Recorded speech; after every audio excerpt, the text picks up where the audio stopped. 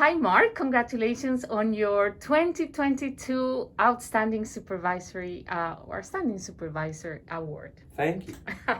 I have a couple of questions for you. What, in your opinion, are the main characteristics that make a good supervisor?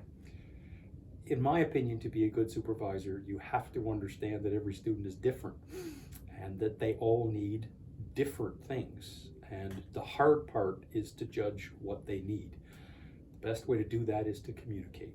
So that what you really have to do is communicate with your students. And by communicate, I don't mean just talk at, I mean listen as well. What would be your advice for new faculty? My advice for new faculty members is to remember when you were a student and you got sick and tired of your supervisor looking over your shoulder all the time. And thus it is hard to balance supervising versus letting students learn things on their own. And often the best way to learn is to make mistakes. We need to encourage students to be willing to make mistakes, but to come to us before the hole they dig by those mistakes is too deep. What would be your advice for students that want to maintain and build a good relationship with their supervisors? For me, it comes down to communication again. And the student's job in my world is to not be afraid to go to their supervisor, tell them what they're doing, where they're at, and seek help when they need it. Again, there's a balance. You don't want to run to your supervisor with every little trivial thing that you need help with.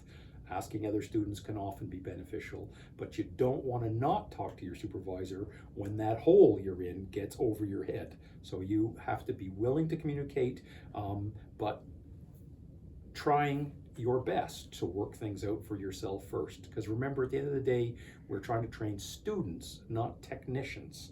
And students need to be able to feel like they can make some minor, relatively mistakes that you can recover from quite easily.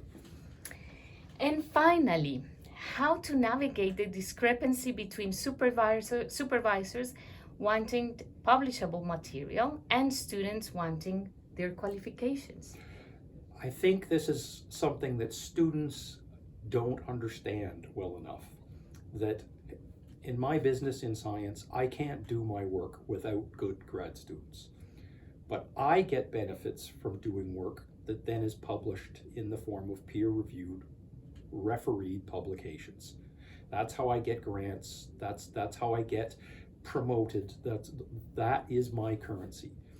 When a student leaves here with a qualification, a master's degree, that gets them a job. But the qualification does me no good at all. And sometimes students view that the papers do them no good at all. And we have to understand that to have a really good relationship, we have to know that we're both sometimes wanting different things, and we have to work together so that we get both of those things. And so the way to make your supervisor happy is to publish as well as getting your qualification. It seems to me, Mark, that communication is key. But communication is key to so many aspects of life. Communication is key if you have a social partner. Communication is key between countries so that they can get along. Communication is key between organizations, between departments, between faculties. Communication is always key. So talking to people is something that makes everything go round. And if you think of most problems that humans have, it's because we don't talk to each other. Thank you, Mark, and congratulations on your award. Thank you.